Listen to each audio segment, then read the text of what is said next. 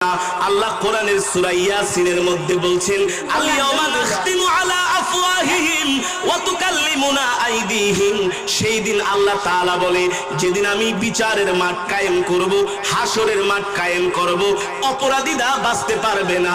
আল্লাহ রাব্বুল আলামিন সেই কথাই বলছেন, আমি আল্লাহ যেদিন হাসরের মাঠ কায়েম করব, একজনও হিসাব না দিয়া এক কদমও সামনে বাড়াতে পারবে না।